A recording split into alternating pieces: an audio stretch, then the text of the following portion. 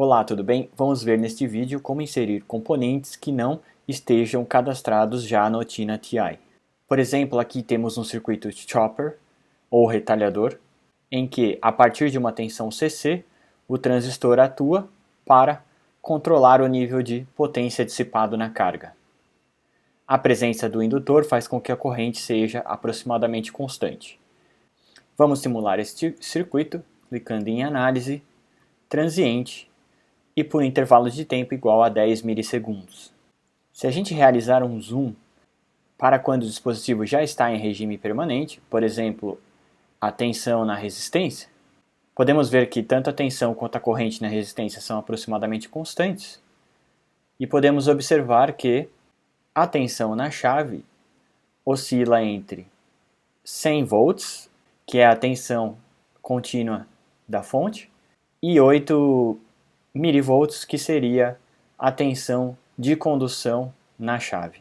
Portanto, a gente observa que, dada uma tensão elevada na fonte CC, esta chave estará sujeita a esta elevada tensão, podendo vir a romper.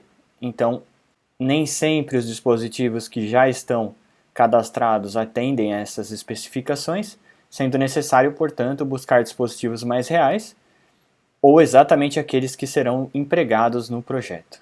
Este dispositivo, que se encontra aqui, já é uma macro que eu inseri previamente, e quando vamos em Enter Macro, a gente observa o modelo SPICE do dispositivo. O modelo SPICE que eu fiz o download da internet, assim como irei mostrar para vocês. Quando a gente clica em semicondutores, por exemplo, uma chave, e a gente vai inserir, aparece o código do componente que está na biblioteca. Ao clicar duas vezes, aparece o nome e, ao clicar em 3 pontos, aparecem os principais parâmetros do transistor.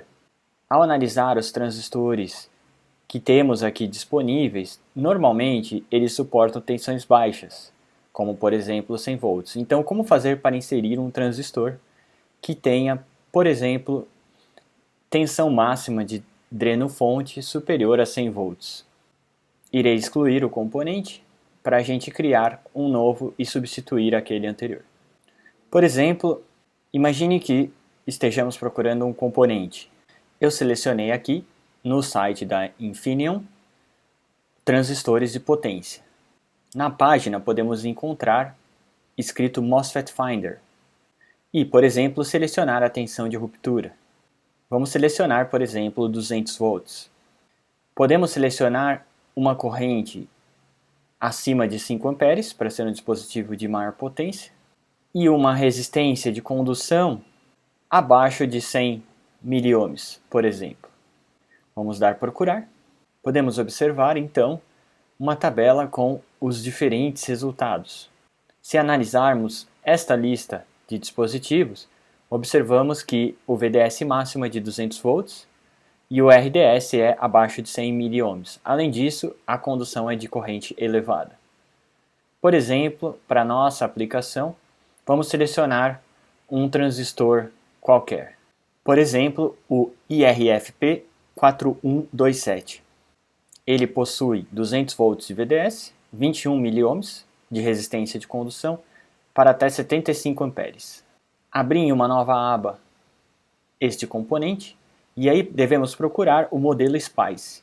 Percorrendo a página, encontramos uma parte de simulação, modelos de simulação, e vamos fazer o download do modelo SPICE. Neste caso é necessário fazer um pequeno cadastro, que eu vou fazer, e na hora de fazer o download vou trocar o formato do arquivo para .cir, .cir, para ser reconhecido pelo software. Após fazer o cadastro, eu posso fazer o download, apenas clicando em salvar. Na pasta do arquivo, eu altero, por exemplo, o formato de .spi para .cir.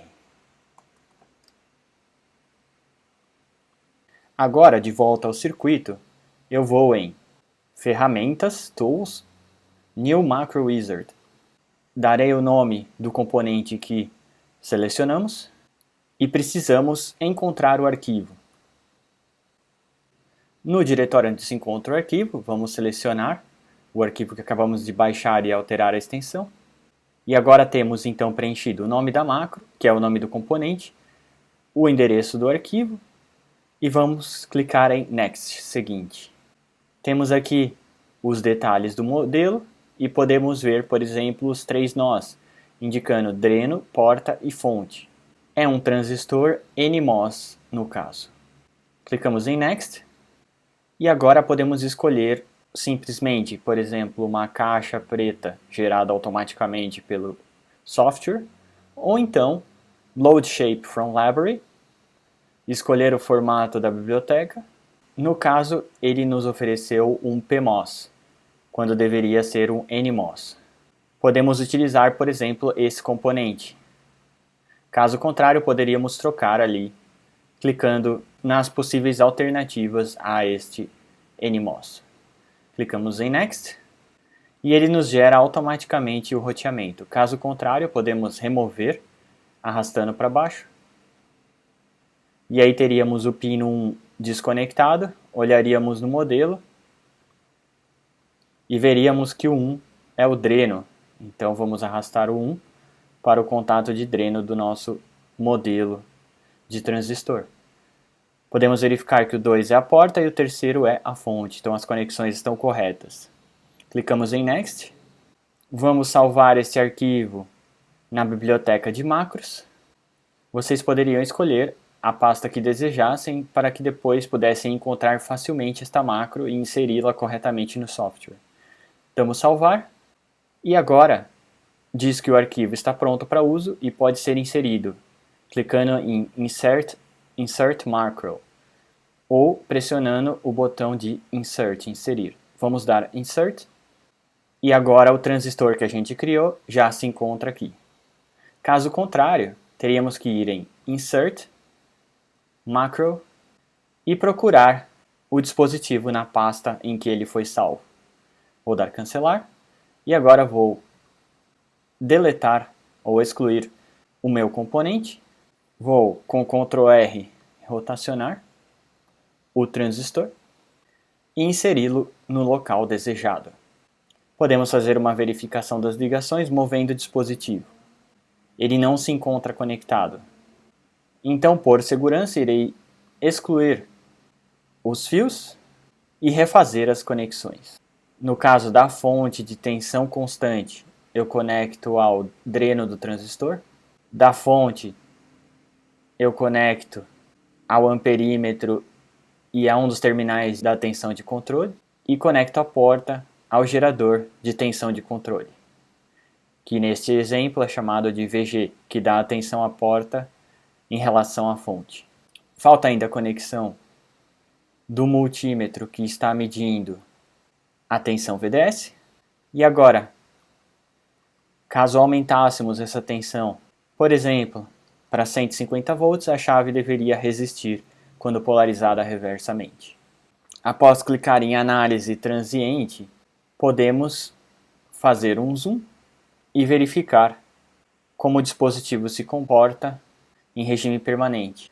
Observamos formas de onda muito parecidas com as que tínhamos anteriormente, e se agora medíssemos a tensão no transistor, com uma tensão de controle igual a 0, podemos verificar aqui com B, a chave suporta 150 volts. E com a tensão de controle de 7 volts acima da tensão de limiar do transistor, temos 8 mV na chave. Apenas para verificar, se voltarmos aqui às especificações do componente inserido, observamos que a tensão VGS de limiar está entre 3 e 5 volts. Então, os 7 volts, com certeza o dispositivo estará conduzindo.